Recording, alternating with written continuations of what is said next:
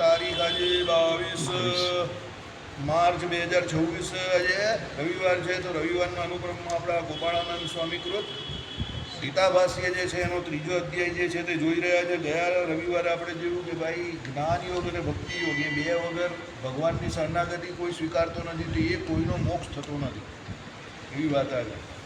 જ્ઞાન યોગ હોવો જોઈએ કે એની પાસે ભક્તિ યોગ હોવો જોઈએ, અને એની સાથે ભગવાનની શું હોવી જોઈએ? શરણાગતિ. એ સિવાયના બધા અટવાયા જ કરે, ઝૂલે ઝૂલેલાલ મસ્ત કલમ કરે, આમની જેમ ફર્યા કરો. બરાબર છે.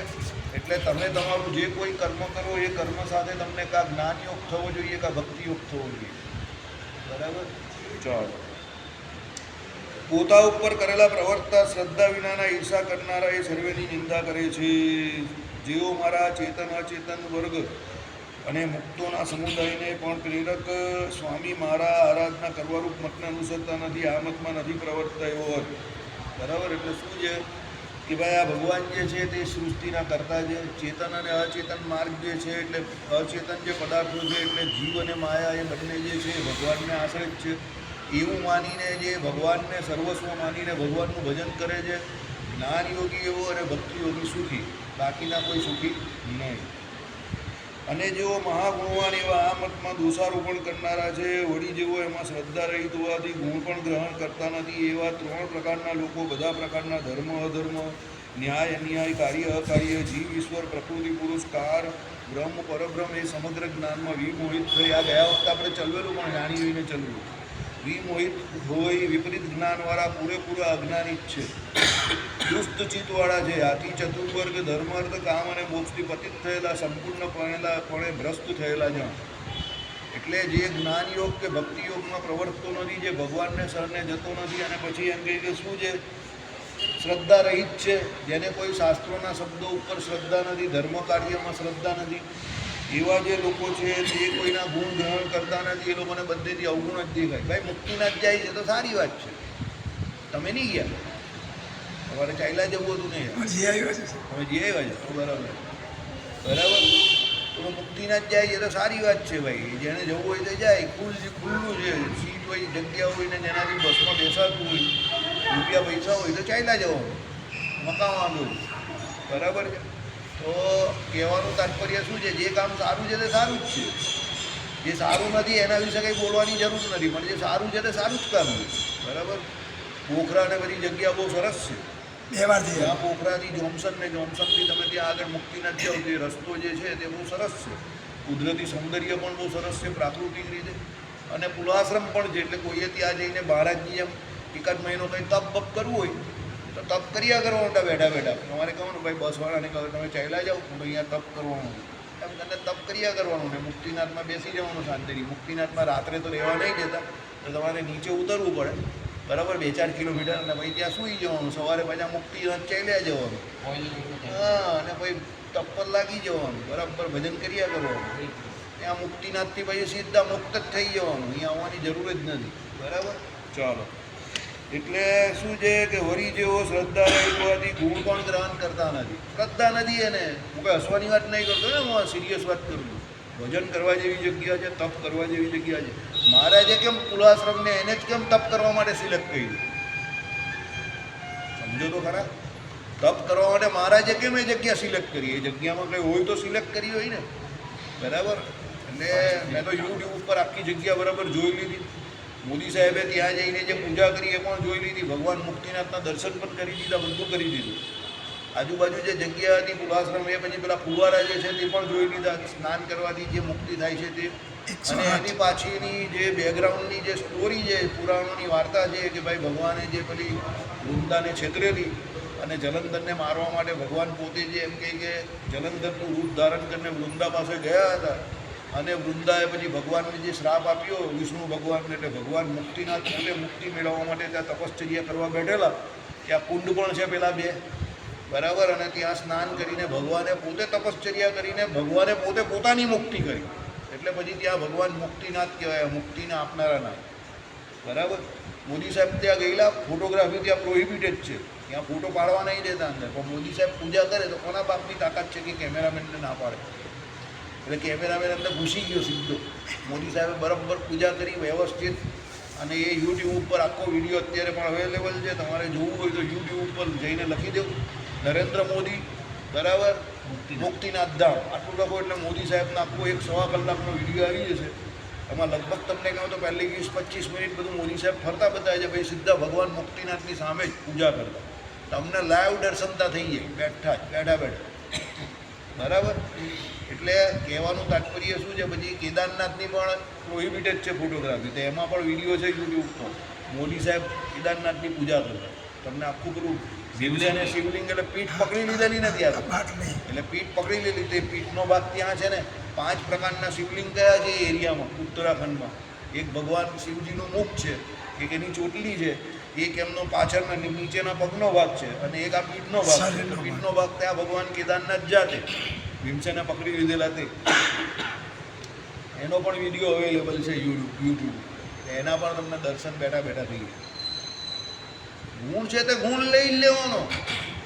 રાજા મજબૂત હોય ને ધર્મને માનતો હોય તો પ્રજાને ફાયદો થાય. ત્યાં દેખાય તમને મજબૂત રાજાનું કામ. બદ્રીનાથ ભગવાનના પણ દર્શને કરવા ગયેલા છે, પણ એ મૂર્તિ બરાબર ઓળખાતી નથી.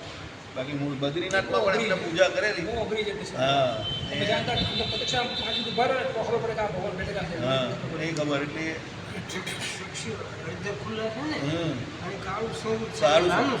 હા અને એકદમ ખદડાઈ પછી આમ પેલું જરા ખદડાઈ ગયેલું છે સ્વર. ખદરાઈ નહીં ગયું પણ આમ પેલું બહુ નાનું ને આમ પેલું આમ છે આમ હા આમ આટલી તપ કરતી મૂર્તિ છે બસ એના પણ દર્શન થાય જ છે યુટ્યુબ ઉપર. એના પણ મોદી સાહેબે દર્શન કરાવેલા. રોજ ઠંડા પાણી નવરાવે ને એટલે એ પાણી બનેલી છે ને પથ્થરની મૂર્તિ એ જ ખબર છે જરા એને એ થઈ ગયેલું છે. એટલે આમ પેલું મૂર્તિને પેલું આમ પેલું એ થઈ આમ પેલા આપણે બીજી બધી મૂર્તિઓ કેવી આમ આખા સ્મૂથ પથ્થરની દેખાય એવું નહીં. ભગવાનના જ્યારે એ લોકો ધારણ કરાવે છે ને ત્યારે એકદમ મસ્ત દર્શન ત્યારે અભિષેકમાં બેસે બાકી એમ ખબર જ નહીં પડે. ચંદનના વાઘા જ્યારે ધરાવે ને ત્યારે એકદમ મસ્ત દર્શન.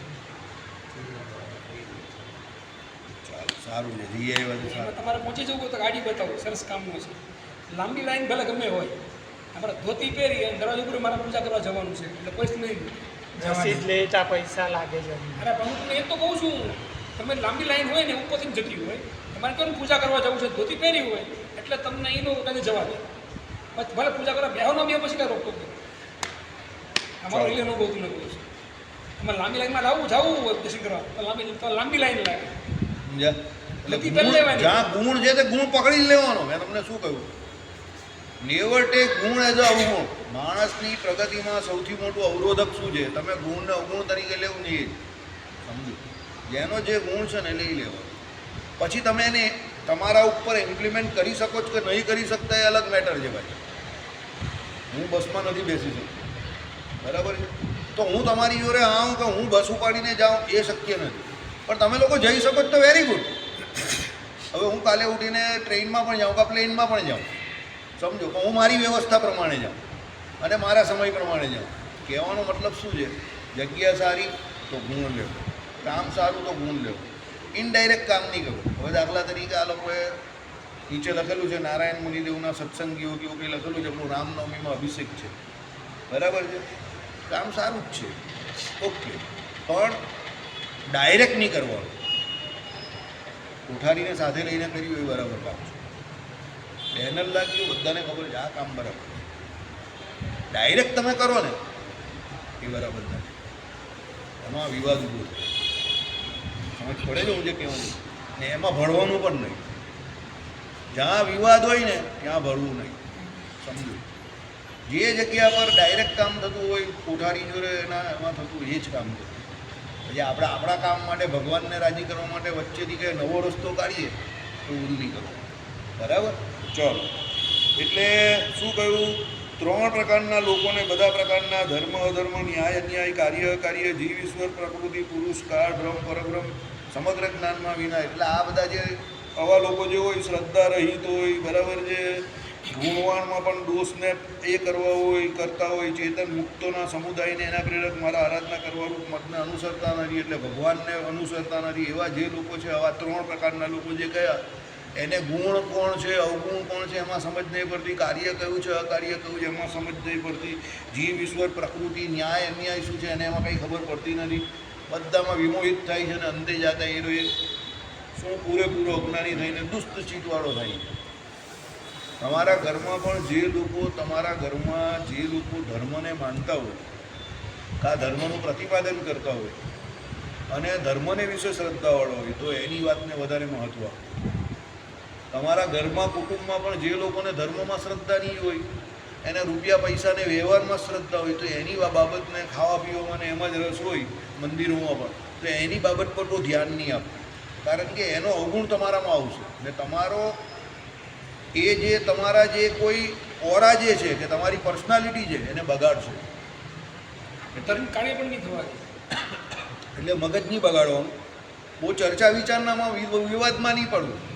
પણ આપણે એટલી બુદ્ધિ હોવી જોઈએ કે આ માણસ આ જે કરાવે છે મારી પાસે, કે આ જે કરવાનું કહે છે તે ધર્મ વિરુદ્ધ છે, ભલે મંદિરમાં છે, ભલે પ્રસાદ છે, પણ એ જે મને જે હિસાબે લઈ જવાનું કહે છે આવા કામ ધર્મ વિરુદ્ધ છે તો નહીં લઈ જવું, નહીં કરવા, ભલે એને ગમે નહીં ગમે.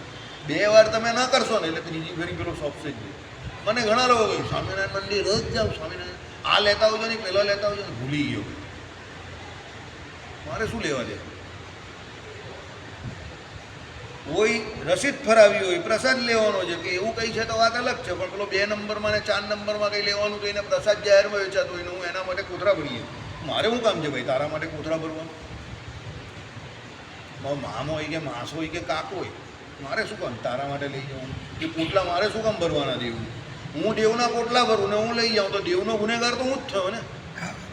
એટલે હું મારા કોઈ પણ કાર્યક્રમમાં કોઈ મામો માસી ફોઈ ફૂવો કોઈને બોલાવ જ નહીં, કોઈ આવે પણ નહીં ને હું કોઈને બોલાવ જ નહીં, પર્સનલી કોઈને કહેવ જ નહીં.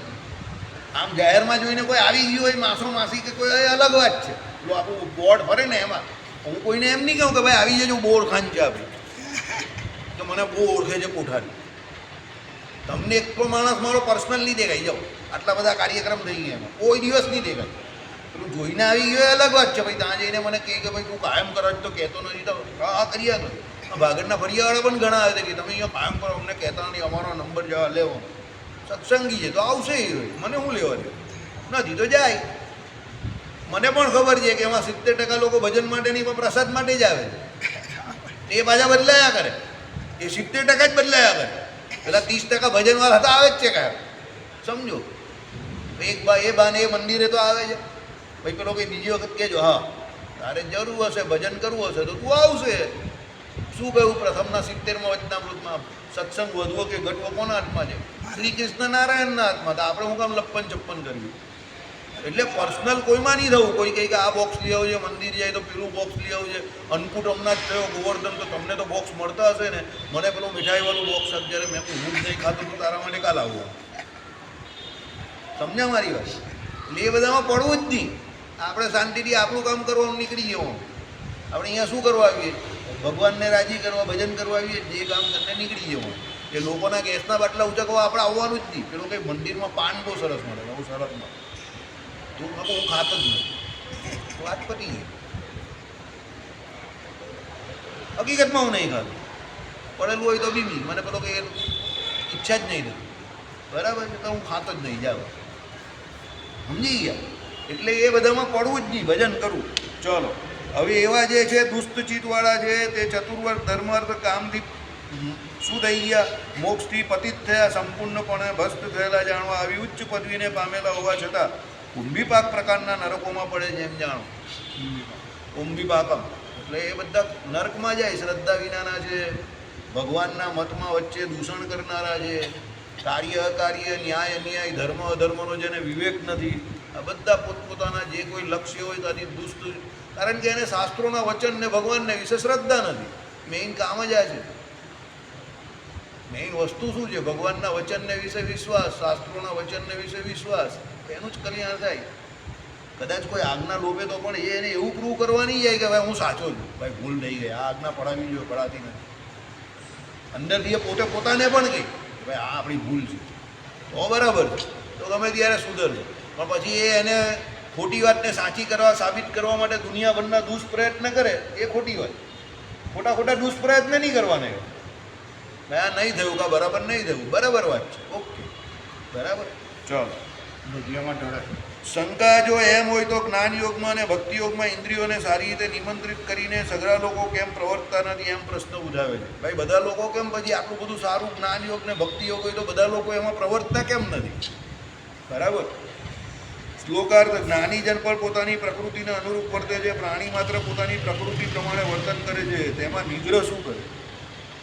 બધા જ્ઞાની એમ કે સમસ્ત પ્રાણી વર્ગ છે બધા પોતપોતાની પ્રકૃતિને અનુરૂપ જ વર્તે છે, તો જ્ઞાન તો કોઈને કંઈ કામમાં આવતું હોય એવું કંઈ દેખાતું નથી. બધા પ્રકૃતિને અનુરૂપ જ વર્તતા હોય તો પછી જ્ઞાનની જરૂર જ કાં છે?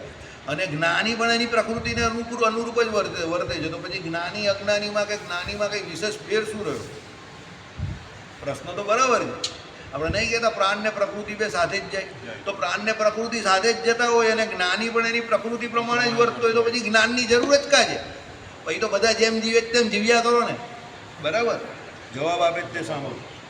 ભાષ્યાર્થ જ્ઞાનવાન પણ સકર પ્રાકૃત વસ્તુઓથી વિસજાતીય અને સુખરૂપ સ્વસ્વરૂપને તેમજ તેનાથી પણ ઉત્કૃષ્ટ અને અનંતાનંત આનંદમય એવા પરમાત્માના સ્વરૂપને જાણવા છતાં પોતાની પ્રકૃતિને પૂર્વ વાસનાઓ અર્થાત પુરાણી કર્મજન્ય ધર્મ અધર્મ જ્ઞાન ઈચ્છા વગેરે સંસ્કારરૂપ સ્વભાવની ગુણ પ્રમાણે અનુકૂળ હોય તે રીતે કર્મમાં ચેષ્ટા કરે છે. બધા લોકો પોતપોતાની પ્રકૃતિને અનુકૂળ વર્તન કરે છે. શાસ્ત્ર નક્કી કરેલ નિયમ તે પ્રકારના લોકોને શું કરી શકે? પ્રકૃતિને વશ રહેનારા શાસ્ત્ર રહિત નિયંત્રણ નિજ પ્રકૃતિને ન દબાવે એ ભાવ છે. સમજો ભાઈ, જીવ જે છે તે અનાધિકારથી બધા જે પ્રમાણેના કર્મો કરતો આવેલો, જે પ્રમાણેના સંસ્કાર એના જીવમાં છે અને એ પ્રમાણેના કર્મો કરવા એ અત્યારે બી પ્રેરિત થાય છે. તો શાસ્ત્રોમાં જે કંઈ લખેલું છે તે બધું લખેલું છે, એ સાંભળે છે, વાંચે છે, બધું કરે છે, પણ એનું આચરણ નહીં કરાતું, એનાથી આચરણ નહીં થતું. એટલે એ બધા જ્ઞાન રહિત જે કંઈ કર્મ છે એ પ્રમાણે એની પ્રકૃતિ પ્રમાણે જ વધશે. જાણે તો બધું બહુ છે. હું તમને શું કહું છું વારે વારે, જાણવું એ ફક્ત જ્ઞાન નથી. કોઈ મને હમણાં એક જણ ભાઈ મને વર્ષો પહેલાં એવું કહેતા હતા, મને તમારા કરતાં શાસ્ત્રોમાં બહુ વધારે જ્ઞાન છે, તમે ભલે ભક્તિ કરતા હો, મને શાસ્ત્રોમાં બહુ વધારે જ્ઞાન છે. હવે અંદરથી મને દુઃખ પણ થઈને હસવું પણ આવે, હવે આને શું કહેવું? ચોપડીમાંથી કંઈ શોધી નાખ્યું કે ચોપડીના અક્ષરને કોઈને પુરાવા આપી દીધા, એ કંઈ જ્ઞાન થોડું છે? માહિતી થઈ ગઈ. સમજો, એ તો પેલા પોપટ જેવું છે કે ભાઈ રામ રામ રામ રામ બોલ્યા કરજે. આઈડિયા આવે છે. ઘણા લોકો શું પુરાવા તરત જ આપી દે, પેલો કંઈક અહીંયા અરે આમાં આમ લખેલું જોઈ લેજે. અરે પણ પુરાવા આપવાથી શું થાય? એનું તમારા જીવનમાં આચરણ કેટલા ટકા છે એ જ્ઞાન છે ને.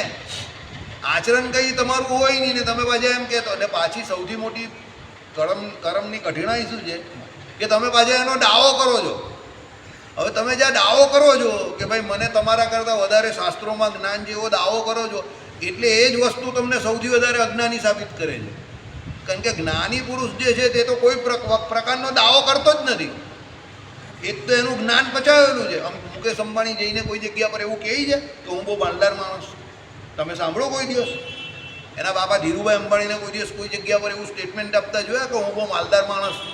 એ તો લોકો અને ચોપડીવાળા છાપ્યા કરે છે, ફોક્સવાળાને આ લોકો કે ભારતમાં સૌથી ભારતમાં આમ કે જે હોય તે કે ટોપ 10 છે કે એશિયાના ટોપ 10 ધનિકમાં મુકેશ અંબાણી આવે. એણે કોઈ દિવસ પોતે એવો લવારો કર્યો કે હું આટલું કમાઉં છું, કે હું આટલું કરું છું, કે હું ભારતનો ટોપ ક્લાસ એમ કે ધનવાન વ્યક્તિ છું, કે અડાણીવાળો એવું કહી છે? એ તો લોકો કહે છે એના વિશે, કે વિરોધ પક્ષવાળા કહેતા હશે. સમજો, એ પોતે એવું થોડો કહે છે. કેમ નહીં કહેતો? આલા વાણિયા લોકો જે બહુ હોશિયાર હોય એને ખબર છે કે હું આ બધું ડિક્લેર કરું તો લોકો મારી પાછળ પડી જશે. હું નહીં કહેતો તો આટલું બધું થાય. તો મુકેશ અંબાણીના ઘરેથી લગભગ 3.5 કે 1 કે 1.5 કરોડ રૂપિયાના હારની ચોરી થઈ ગઈ. એની ઘરવાળીના જ. તો એની ઘર બહુ શોધ્યો, નહીં મળ્યો. પછી એની ઘરવાળી પોલીસ સ્ટેશનમાં ફરિયાદ નોંધાવા જતી હતી. મુકેશ અંબાણીએ ના પાડી દીધી. એની કંઈ કેમ ના પાડો? આટલો મોંઘો આવે છે. એ કંઈ કે એ બધા અહીંયા આવશે ને બધું ચેક કરશે ને વધારે તો ઉલટી વધારે ફાઇલો ખુલશે. તો બીજી બધી ઘણી બધી વસ્તુ છે તે પણ એને બતાવવી પડશે ને ખબર પડશે. તો આપણી તો વધારે હાલત ખરાબ થાય. તું 1 કરોડના હાર માટે એમ કહે કે આપણે આટલા બધા મીડિયામાં આવી જઈશું ને 1 કરોડનો હાર તો ક્યાંથી લાવેલા, સ્કેમ બનાવેલો, કોને પાસે બનાવેલો ને બધી પંચાયત વધી જશે ને મીડિયામાં બહુ મોટા સમાચાર થઈ જાય. તો આટલો મોટો માણસ એની સિક્યુરિટીમાં છે જ છે અને 1 કરોડ રૂપિયાનો નીતા અંબાણીનો હાર ચોરાઈ ગયો, આમ તેમ વધારું થયું. તો બીજા ચોરો પણ એલર્ટ થશે આપણે તો. વધારે ચોરી થશે. પોલીસ કેટલા દિવસ તને પ્રોટેક્શન આપવાનું? તે કે હવે શું કરવાનું કહીને ભૂલી જાય.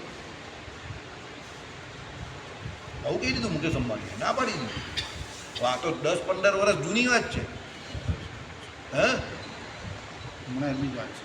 હા કઈ હમણાંની વાત નહીં. જીએસટી પછીની જ વાત છે. હા તો 8-10 વર્ષ જૂની વાત થઈ ને, 7-8 વર્ષ જૂની. તો ત્યારે તો સોનું સસ્તું હતું. એટલે અત્યારની કિંમત 3 કરોડનું હા એટલે અત્યારની કિંમત 3-3.5 કરોડ રૂપિયા થાય. તમે સમજો. એને ના પાડી દીધી. કેમ? વેપારી છે, પચાવેલું છે, એટલે પછીની ખબર. એને એના પછીના સ્ટેપ ખબર છે. 1 કરોડ રૂપિયાની માથાકૂટ માટે આટલું બધી મગજમારીમાં નહીં ઉતરાય એમ. એટલે એણે જવા દીધું. એટલે જ્ઞાની એ નથી કે જે પુરાવા આપે કે પરચા આપતો હોય કે ભાઈ વાતે વાતે એવું બતાવતો હોય કે હું જ્ઞાની છું. જ્ઞાની એના આચરણમાં હોય એ પ્રમાણે કે ભાઈ એ ભજન કરતો હોય, ભગવાનને અનુરૂપ વર્તતો હોય, શાસ્ત્રોને અનુરૂપ વર્તતો હોય અને એનું આખું જીવન હોય ને તે શાસ્ત્રોમાં જે પ્રમાણે કહ્યું એ રીતે હોય. એટલે એનું જ્ઞાન જે છે તે એના જીવનમાં જ. ને એ એનો દાવો પાછો કોઈ બાબતનો નહીં કરતો હોય કે હું આમ છું ને હું તેમ છું ને હું ફલાણું છું ને ઢીમકું છું ને શાસ્ત્રાર્થ મહારથી છું ને આને હરાઈ દીધો ને પેલાને હરાઈ દીધો ને ફલાણું કર્યું ને ઢીમકું કર્યું ને પ્રસિદ્ધિ માટે કે એના માટે ને આને મળવા જાય ને પેલાને મળવા જાય ને સમજો ચેનલ ખોલે ને બધું કરે ને એનું નામ કરવા માટે કે આગળ મોકલજો પાછળ મોકલજો એવું બધું કંઈ કરે બરે નહીં કે સબસ્ક્રાઈબ કરજો અને કે ટીક મારજો ને. હા એને લાગે કે આ પ્રસારણનું માધ્યમ છે અત્યારે વિજ્ઞાન પ્રમાણે તો મૂકી દે. હા ભાઈ જોયા ભાઈ પછી એને કેટલા જોઈ કોણ જોઈ એ બધી ચિંતા એ નહીં કરે. હે હરિપ્રકાશ શાસ્ત્રી બોર્ડ વોરંટી એ રીતનું મૂકી દીધું એમ. હા તે તો મૂકી દેવાનું સુમમાં. હવે લોકો જોયા કરે આપણે મોટા વાળને લઈ જ દે. ભૂલી જાય જે કરવું એ તે કરે. છૂટું કરી દીધું. હરિપ્રકાશ શાસ્ત્રી કેવું છે યુટ્યુબ પર કથા મૂકી દીધી. હવે જેને જોયું હોય તે જોઈ પતી ગયું કામ. એક આજની આજે કાલની કાલે વાત પૂરી થઈ ગઈ. એ જ્ઞાન છે, એ પચાવેલું જ્ઞાન છે. સમજો બરાબર. બીજું બધું ખાલી પુરાવા આપવાથી કંઈ થતું નથી. એટલે શું થયું? કર્મજન્ય ધર્મ અધર્મ ઈચ્છા વગેરે સંસ્કાર જે છે તે એમ કહે કે સ્વભાવની ગુણ પ્રમાણે અનુકૂળ કરીને એની કર્મમાં ચેષ્ટા કરે છે. એટલે એના જે પ્રમાણેના અંદરના જે કર્મો જે સ્પૃહોના છે ધર્મ અધર્મ જે રૂપ એને કારણે એવા કર્મ કરવા એ પ્રેરાય છે અને એ પ્રમાણે જે ચેષ્ટા કરીએ છીએ. બધા લોકો પોતપોતાની પ્રકૃતિને અનુકૂળ વર્તે છે. જેની જેવી પ્રકૃતિ છે એ પ્રમાણે જે વર્તે છે. શાસ્ત્ર નક્કી કરેલ નિયમ તે પ્રકારના લોકોમાં શું કરી શકે? શાસ્ત્ર એ તો કહી દીધું કે ભાઈ તમારે કોઈ પણ રીતે એમ કે માંસાહાર નહીં કરવો કે કોઈને ગાળ નહીં દેવી કે કોઈને આમ પેલાની પ્રકૃતિ જેવી પડી ગઈ તો પેલો શું કરવાનું? બરાબર. પ્રકૃતિને વશ રહેનારા શાસ્ત્ર રહિત નિયંત્રણની જ પ્રકૃતિને ન દબાવે એવું ભાવ છે. એટલે જે પ્રકૃતિને વશ વર્તે છે એ કોઈ દિવસ શાસ્ત્રના ધર્મનું પાલન નહીં કરી શકવાનું. એટલે પહેલાં આપણી પ્રકૃતિ જે છે તે ઓળખવી પડે ને આપણે એને જીતવી પડે. ગામને સલાહ નથી આપવાની. સમજજો. હું આખા ગામને સલાહ આપું બધા સુધરી જજો બધા અમને હું જ નહીં સુધરતો હું તો પછી મારે કંઈ મતલબ જ નથી. ગામને સલાહ આપવાની નથી ગઈ. સમજો. ઘણા લોકો શું છે કે ભાઈ ગામને સલાહ આપે ભાઈ પેલો કહે કે એની સભામાં તો 10 જણા ને 15 જણા આવે છે. 10 આવે કે 15 આવે એનો કોઈ મતલબ નથી કે 5 આવે કે 2 આવે. પણ એના વર્તનમાં કેટલું છે એ જોવાનું ને. હરિપ્રકાશ શાસ્ત્રીની કથામાં ઘણી વખત જોયું 15, 20, 25 જણા જોયું. બરાબર ને બીજા બંડિયાઓ કથા કરે છે તો જગ્યા ફૂલ થઈ જાય. અહીંયા આવ્યો તો અહીંયા જગ્યા ફૂલ થઈ જાય. રાતે 10 વાગે બધા ટ્રકો ભરી ભરીને આવે ને વાતમાં તો કંઈ દમ પણ નહીં હોય એની. 10 મિનિટમાં તમને ઊંઘ આવવા મળે. પછી બધાને હાર પહેરાવે ને ફૂલ આપે ને પેલો બુકે આપે ને પછી એના માટે આપણા વાળો બી પેલો બુકે લેવા આવે ભાઈ. એને કંઈ લેવા દેવાની હોય તો એ બુકે લેવાના માન માટે આવતું. માન માટે અહીંયા રાતે 10:30 વાગ્યા સુધી 11 વાગે અહીંયા આવવાનું. તેના કરતાં ઘરે બેઠા બેઠા ભજન કરીને ઊંઘી નહીં જાય પેલો શાંતિથી વહેલો ઉઠીને ભજન નહીં કરે સવારે 3:30, 4 વાગે. હવે આપણો બુકે આપે ને બધાની વચ્ચે 500,000 માણસની વચ્ચે એટલે રાતે 10:30, 11 વાગે પાછું અહીંયા બુકે લેવા માન લેવા આવે. આ તો અક્કલનું બુદ્ધિનું પ્રદર્શન છે. સમજો બરાબર. એટલે એવા બધા ચક્કરમાં નહીં પડવાનું. જ્ઞાની માણસ શું છે એકલો રહે શાંતિથી વિચાર કરે શું કરવાનું શું નહીં ભગવાનનું ભજન કરે રાજી રહે. ચલો ભાઈ કેવું છે તમારા ઘરે બધું શાંતિ છે ને? આવી ગયા ને બધા ઘરે? રજા આપી દીધી ને? બરાબર. ખર્ચો કેટલો આવ્યો? 15,000 નીકળી ગયું ખર્ચા વર્ચા? ખર્ચો નીકળો? કાદી કાઢ્યો? કેટલું દેવું ગયું? 10,000નું દેવું ગયું. બહુ વિડંબણા છે. ગૃહસ્થ આશ્રમ એટલે બહુ મગજમારી વાળો છે. બરાબર. નસીબદાર માણસ છે તો ગૃહસ્થ આશ્રમી નથી. યાદ રાખજે. અને પણ શનિ કેતુ હશે જ. ચાલો. ઓકે. સર્વ પ્રાણીઓ પોતાની પ્રકૃતિ મુજબ વર્તા હોય ત્યારે શાસ્ત્રકૃત નિગ્રહનો એટલે ઉપયોગ કરવો તે 2 શ્લોકથી કહે છે. બરાબર. શું બધા પોતાની પ્રકૃતિ મુજબ જ વર્તે છે તો શાસ્ત્રકૃત નિગ્રહ એટલે શાસ્ત્રોમાં જે કોઈ નિષેધ થયા છે કે આ ના કરવું પેલું ના કરવું, એનો ઉપયોગ કેવી રીતે કરવો 2 શ્લોકથી કહી જાવ. સાંભળો. ઇન્દ્રિયોના વિષયોમાં રાગ દ્વેષ સંતાઈને રહ્યા છે, માટે બંનેને વશ ન થવું. તે બંને આ પુરુષના શત્રુઓ છે. રાગ દ્વેષ સૌથી મોટા શત્રુ છે આપણા. રાગ એટલે શું? તો અમુક વ્યક્તિઓમાં રાગ અને અમુક વ્યક્તિઓમાં દ્વેષ. તમને ઘણા માણસ નહીં ગમે તે નહીં જ ગમે એટલે એનામાં દ્વેષ થઈ ગયો તમને, અને ઘણા તમને કંઈ નહીં કરતા હોય તો બી એનામાં રાગ હોય. સગા સંબંધીઓ એવા હોય, તમારું 2 શબ્દ સારા બોલે એમાં તમને રાગ હોય. અરે મને અહીંયા આવીને એવું લોકો કહેનારા છે ને કે મને બોલાવવા આવ્યો, મને જય સ્વામિનારાયણ કર્યા ને એટલે મને એ માણસ બહુ ગમે. બોલો હવે એને હવે જય સ્વામિનારાયણ કરી ગયો, એની પ્રકૃતિને જરા પેલા ફૂલનજી કાગડાની એમ બોલાવે એટલે ખુશ થઈ ગયો. મને એ ભાઈ બોલાવવા આવેલા, આ ભાઈ જાતે આવવાના. જ્યારે એ ભાઈ કોણ છે? એ ભાઈ છે કોણ? કોઈ શ્રી 1 કરોડ 18 છે કે 1 કરોડ 25 છે? આવવાનો હોય તો આવશે, જવાનો હોય તો જશે. એમાં તું આટલી ચિંતા કેમ કરે? આ ભાઈ આવવાના જેવી રીતે વાત કરે. તો ભાઈના ચાલવાના ઠેકાણા હોય નહીં ને બોલવાના ઠેકાણા હોય નહીં ને એને ભાઈ આ ભાઈ પેલા ભાઈ કરેલું ખાલી ખાલી. બરાબર. એટલે એવા બધા ખાલી ખાલી કોઈને ઉચક નહીં કરવાના. એ ભાઈ હોય તો એના ઘરનો ભાઈ હોય. આપણે શું લાગે? હાથીનું વજન હાથીને ભારી, આપણે કાં લેવા દેવા જની જોઈએ? સમજો. કોઈના પ્રભાવમાં નહીં આવવું. સમજો. પહેલું યાદ રાખજો, જ્ઞાની માણસનું પહેલું લક્ષણ છે કોઈ પણ બોલે, કોઈ પણ વાત કરે, બધું હા કરવાનું. કોઈના પ્રભાવમાં નહીં આવવાનું. કોઈના પ્રભાવમાં તમે આવ્યા એટલે તમે તમારું મૂકીને એનું કરવા જશો. યાદ રાખજો, કોઈના પ્રભાવમાં નહીં આવવાનું. કથા વાર્તા બધું સાંભળવાનું, જ્યાંથી જે સારું લાગે એ જ લેવાનું. બાકી કોઈના પ્રભાવમાં આવીને કોઈ વ્યક્તિની પાછળ દોડવામાં કંઈ મજા નથી. બધા પોતપોતાનો ઉલ્લું સીધો કરે. મારી પાછળ પણ નહીં દોડવાનું. મારી પાછળ તો કોઈ દોડતું જ નથી જોકે, કારણ કે હું છું જેવો કડવો કાઢેલા જેવો. બરાબર. એટલે બિચારો આગળ પાછળ ફરતો હોય તો ભાગી જાય, આગળ છૂટતી હોય તો. એટલે કોઈના કયામાં નહીં આવવું. કોઈ બહુ મોટો માણસ હોય કે બહુ હોય તો કોઈ કોઈના માટે કંઈ કરતો નથી ને કરવાનો નથી. સમજજો. બધાને એમ કે આ તો બહુ મોટા ને બહુ આમ કરે ને તેમ કરે ને, કોઈ કંઈ કરતો નથી. બરાબર. મેં તમને ન કહું 50 માણસ 10 માણસ આખા સુરત મેવાની નીકળે કે જે તમને 10 દિવસ ટિફિન આપે ખાલી. સમજો. તમે ટ્રાય કરી જોજો. જાઓ, આપણે એવું લાગે તો મહારાજ છે બધા બહુ ઓળખે, બધા કહીને કંઈ કામ હોય તો કહેજે, કામ હોય તો કહેજે. ખાલી 10 જણાને એવું કહેજો તમે મારે ત્યાં 10 દિવસ ટિફિન આપવાનું છે. 2-3 દિવસ થશે એટલે બધા તમને ગુલાટી મારશે. પછી હવે ભાઈ હવે આજે નહીં થાય એવું, આજે ઘરવાળી ના પાડે છે, આજે બહારવાળી ના પાડે છે, આજે અંદરવાળી ના પાડે છે, આજે 2-3 દિવસમાં હુરાઈ દેશે. સવાર સાંજ બંને ટાઈમની વાત કરજો. હવે તમને 10 દિવસ કોઈ ટિફિન આપવા તૈયાર નથી આ દુનિયામાં, આટલા મોટા 60 લાખ 70 લાખની વસ્તીમાં, તો પછી હવે આ દુનિયામાં કોણ કામનો છે? સમજ્યા મારી વાત? અનુભવ સિદ્ધ વાત છે. લોકો કોરોના કાળમાં મારા ઘરમાં મૈયત થયેલી તો મેં સામેથી લોકોને ફોન કર્યો, એવું કંઈ ટિફિનની વ્યવસ્થા થાય એવું છે? બરાબર. તો લોકોએ મને ટિફિન સર્વિસવાળાના મોબાઈલ પર નંબર મોકલીએ. ટિફિન તો મોકલો નહીં, ટિફિન સર્વિસ. મેં કોઈ એનું ટિફિન ખાવું હતું તો મારે તને ફોન કરવાનો હતો? એટલી અક્કલ નહીં હતી મારામાં. સમજો. લોકો મને ભાઈ સાંત્વના આપે. અરે બાપુ તારી સાંત્વનાને હું કરું? લૂં છું એનાથી મારું મોડું? મને સાંત્વનાની જરૂર છે? સાંત્વના તો હું અત્યારે આખા ગામને આપી દઉં, એનાથી શું થાય? હું સાંત્વના નહીં આપ, કામ થતું હોય તો બોલ. સાંત્વના બધી મને કોઈ જરૂર નથી. હું બહુ મજબૂત માણસ છું માનસિક રીતે.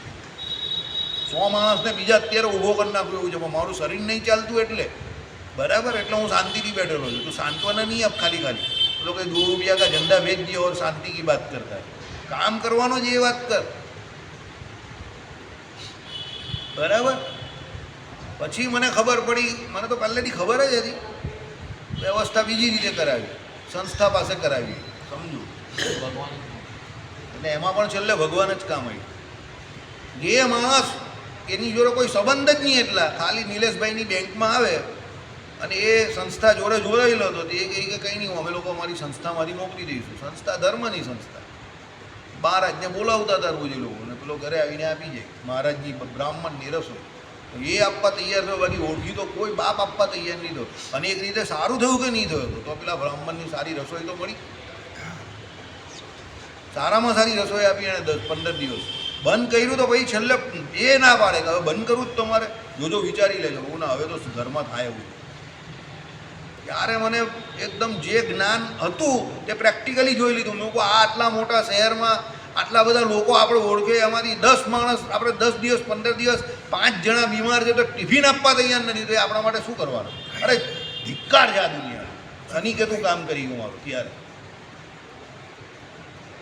જન્મજાતા શીખવાડે છે કે એકલો જ માણસ આવે છે અને એકલા જ જીવવાનું છે અને એકલા જ મરવાનું છે કોઈ કોઈનું નથી લખીને આમ બોલતો નથી અત્યારે આને બી 15 દિવસ કોઈ ખવડાવે નહીં જાઓ અત્યારે જેના આધારે રહેલો છે કાલે ઉઠીને નહીં હોય ને તો આને કોઈ 15 દિવસ નહીં ખવડાવે લખીને આપું બોલો બરાબર દુનિયા બહુ ખરાબ છે ખાલી બધા મોટી મોટી વાત કરે તમે એક શબ્દ તમે બોલો પણ નહીં તમે તમારી વ્યવસ્થા કાલથી કરી લેજો એમ કે કોઈ બાપ ભાઈ બેન કોઈ કંઈ કામનું નથી ચાલો મા બાપાને સગા ઘરના માણસ કોઈ કામમાં નહીં આવતા અત્યારે પણ નહીં આવતા કોઈ કામનો નથી ભાઈ બેન મા બાપ બધા જય સ્વામિનારાયણ કોઈને કોઈની કંઈ પડી નથી સ્વાર્થી છે લોકો બસ બધાને પોતાનું પેટ ભરવું છે એટલે કોઈના વિશે ઘસાતા પહેલાં પણ છે ને 2 વાર વિચાર કરવાનો કે આના માટે આટલું બધું ઘસાવું છું કે મને 15 દિવસ પણ પછી મારા મા બાપ હશે નહીં તો કોઈ નહીં હોય તો કંઈ ખવડાવે એવું છે આ માણસ પછી ઘસાવવાનું મૂર્ખ નહીં બનવાનું ખાલી ખાલી લઈને નહીં ચાલ્યા જવાનું એના માટે હાલે મારે ત્યાં આ છે આજે ખાજે કોઈ કંઈ કરે નહીં પેલો વિજય માર્કેટ આવેલો હમણાં રાંદેર મંદિરમાં એણે કંઈક આપેલું ને પછી એ ટિફિન લઈ ગયો એના કોઈ સગા માટે પછી મેં એને કહ્યું મેં કહું તું એના માટે લઈ જાય છે તું બીમાર હતો તારા ઘરે આ ટિફિન આપવા આવે છે કોઈ મને કે એવો તો મેં વિચાર જ નહીં કર્યો મેં કોઈ વિચાર કરવો જોઈએ મને ટિફિન આપવામાં કોઈ વાંધો નથી હું તો તને આપી દેવા એ તારી વાતમાં પોઈન્ટ છે કે તું ગ્રહસ્થ નથી પણ તારું મગજ બહુ જબરું ચાલે છે મને હું કોઈ એમ કહી ને કે મારે ત્યાં જરૂર છે લોહી આપવાનું તરત ચાલ્યા નહીં હોય અને પૂછવાનું અહીંયા તારા ઘરે કોણ કોણ છે કેટલા માણસ છે બધાનું પૂછવાનું તો એને કહેવાનું આમાંથી તારા ઘરે કેટલા માણસ લોહી આપવા ગયા તારો કોણ ડાઈ તું જેના માટે લોહી નથી છાયરાવાળો છે એક મહિનો છાયરાવાળો એની અંદર ટિફિન સિવિલની અંદર છે 2 પાસ આપે આખો મહિનો ₹3 જમવાનું એટલે એટલું ભાઈ હું તમને સંસ્થાની વાત નહીં કરું હું વ્યક્તિની વાત કરું તમે પૂછજો તમે આ પાસે કોઈ પણ લોહી માંગવા આવે ને એને પૂછજો તારા ઘરમાં કેટલા માણસ છે ઓકે આ તું જેના માટે લોહી માંગે છે કોણ છે એટલે કે મારો ભાઈ છે એટલે એને પૂછો તારા ઘરમાં બીજા કેટલા માણસ એટલે કે આટલા માણસ ઓકે આમાંથી કેટલાએ લોહી આપ્યું તરત તમારી સામે જશે કોઈએ નહીં આપ્યો હશે કે તમને મરઘો બનાવીને લઈ જશે એની બૈરી એવી નહીં આવી કોઈ પેલાના છોકરા બી અટ્ટા જીમમાં જતા હશે 20 વર્ષના એના બાપને 50 વર્ષના બાપને લોહી નહીં આપ્યું ને તમને મરઘો બનાવીને ઉરાઈ દેશે તમને એમ કે હું લોહીનું દાન કરીને આવ્યો દાનની તમને મરઘો બનાવી ગયો સમજા મારી વાત કે તમને મરઘા બનાવ્યો એટલે તરત જ પૂછવાનું તારા ઘરમાં કેટલા માણસ છે આ બધાએ લોહી આપ્યું એ કે આનું ગ્રુપ આમ પેલાનું ગ્રુપ તો કંઈ નહીં તું આપતી એટલે તને પેલો એ ગ્રુપનું આપશે બ્લડ બેંક વાળો તું તારું આપે એક બોટલ એટલે પેલો એક બોટલ અંદરથી એની આપશે રિપ્લેસ કરીને મને એકદમ કહેવા મને કે તમે ભગત છો પણ એમ કંઈ છે એમ હું ભગત છું હા યાદ રાખજે પણ આ ઘરમાં કેટલાએ લોહી આપ્યું પહેલાં મને એ તું બતાવ આમાં શું હોય કે પેલા આપણે ભગત હોય એકલા હોઈએ એટલે પેલા એમ કરે નવરી દુકાન લાગે છે ચાલી આનું 2 બાટલા લોહી લઈ લેવાનું એમ તો તારું લોહી કામનું તો મારું લોહી તારાથી વધારે કામનું ચાલ ભાગ અહીંયાથી એવી બધી સેવા નહીં કરવાની ખોટી સમજો એને પૂછવાનું તરત જ કે આ જે છે તે કોણ છે તારું તારા ઘરમાં કેટલાય આપ્યું લોહી એટલે એ મરઘા બનાવવા આવેલો હોય આપણે એ રીતે મરઘા નહીં બનવાનું કોઈને સમજી ગયો હા બેન છે પેલો કે મારી બેન માટે લઈ આવું છે આપણે જેની વાત કરીને એ તારા ઘરે તું હમણાં બીમાર હતો કેટલી વાર આવે તો એમ કે એકાદ એની પરિસ્થિતિ ગમે તે દાળ રોટલો નહીં આપી શકતી કોઈ ચલ જા પછી એને કે તારી વાતમાં કોઈ જ છે કોઈ કંઈ આપતું નથી મેં કોઈ બધા બોલવાના છે કોઈ ભગત બી કોઈ નહીં આવે બધા ભગત બી બોલવાના થાય મને બધાનો અનુભવ છે બધા ફાલતુ ભંગાર માણસો 1 નંબરના સ્વાર્થી કોઈ ભગત નથી હું તો ચોખ્ખું કહી દઉં સીધો આની પર સ્ટેટમેન્ટ આપું કારણ કે દયા નામનો મેઇન ગુણ જ નથી તો કોઈના સમજો કોઈ ભગત નથી આવતો ચલો તમારામાં ભગવાને શું કહ્યું? બીજાનું દુઃખ હોય દૂર કરી શકતો હોય તો દૂર કરો. તમે દૂર કરી શકો છો, પણ તમે પ્રયત્ન જ નહીં કરતા. તો તમને રાગ દ્વેષ જ બહુ છે તો આખી દુનિયામાં બધા પ્રત્યે. તો દયા નામનો ધર્મ નથી તો કોઈ ભગત નથી. તમે ચાલો જાઓ, પહેલાં સારા માણસ બનો, પછી સત્સંગી બનશો. અરે એક જગ્યા પર પેલા છાશ લેવા માટે માણસો આવતા હતા. પેલા ભાઈએ જોયું કે આટલા બધા માણસ મફતમાં છાશ લઈ જાય, કાલથી ગટરમાં ફેંકી દેજે, અહીંયા લાઈન નહીં જોઈએ તો છાશ ગટરમાં ફેંકી દેતા થઈ જાય. આપણા મંદિરની જ વાત કરું, અહીંયાનું આ મંદિર નહીં, બીજા મંદિર. છાશ ગટરમાં નાખી દે છે, હરિભક્તોને નહીં આપતા. કેમ ખબર? ખોટી લાઈન થાય ને એટલે. હોવા દેવ, કંઈ બોલવું નથી. ચાલો, કાન આદિ જ્ઞાનેન્દ્રિય વર્ગને એટલે બધી વાત છે ને બધી આમાં ને આમાં જ રહી જાય. હું તમને એટલે કહું છું કે આ બધા બહુ મોટા આમાં વાત રહી જાય ને બધી મોટી છોડવાની ને એ બધું કંઈ કામનું નથી. પહેલાં સારા માણસ બનો, પછી સારા સત્સંગી બનાય. ધર્મ કેવી વસ્તુ છે ખબર? એનું આચરણ તમારી અંદર હોવું જોઈએ. તમને એવો ભાવ થવો જોઈએ કે મારે સારા માણસ, હું ભગવાનને ગમું એવો હું છું, એવો તમારે વિચાર કરવો પડે.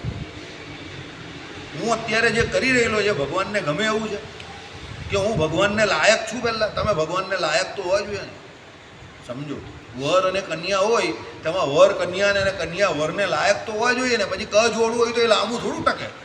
તેમ ભગવાનને વરવાનું છે તો આપણામાં એવા લક્ષણ છે અત્યારે.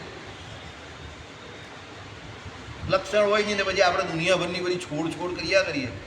બહુ લખેલું છે બધે, તે એનાથી શું ફાયદો છે? અહીંયા એ જ કહીએ. શાસ્ત્રજન્ય જે પણ કોઈ જ્ઞાન છે એ શાસ્ત્રમાં જ રહેતું હોય ને આપણી પ્રકૃતિ કે આપણે સુધરતા જ નહીં હોઈએ. સમજો, આ લોકમાં એક વસ્તુ છે, હજ કરવા જાય ને એ પહેલાં બધું ઋણ ચૂકાઈને જાય. આ લોકો તમે હજ કરવા જાઓ એ પહેલાં એ લોકો ઋણ બધું ચૂકાઈને જાય. આપણામાં કોઈ એવું કરે છે? આપણામાં કોઈ એવું કરે છે? કરવું જોઈએ. બરાબર? આપણે ઋણ હોય આપણી પોતે ચૂકવવું જોઈએ પહેલાં. પછી તમારે જે કંઈ ધર્મ છે તે પછી કરવાનો. દાન કરો છો તો તમારા ઘરે કોઈ માણસ, એને જ તમારા કુટુંબીઓમાં જ કોઈને તો અનાજ નથી આવતું, 2 ટાઈમ જમી નહીં શકતા, અને તમે ખાલી મંદિરમાં તકતી લગાવવા માટે દાન કરો છો. એ તમારું દાન ફળે ખરું? નહીં ફળે. પહેલાં તમારા કુટુંબનો માણસ જે ભૂખો રહેતો છે એને જઈને અનાજ, પાણી, તેલના ડબ્બા ભરાય આવો. પછી મંદિરમાં તકતી લગાવવા દાન કરવું હોય તો પણ તકતી લગાવો તો નહીં જ કરે.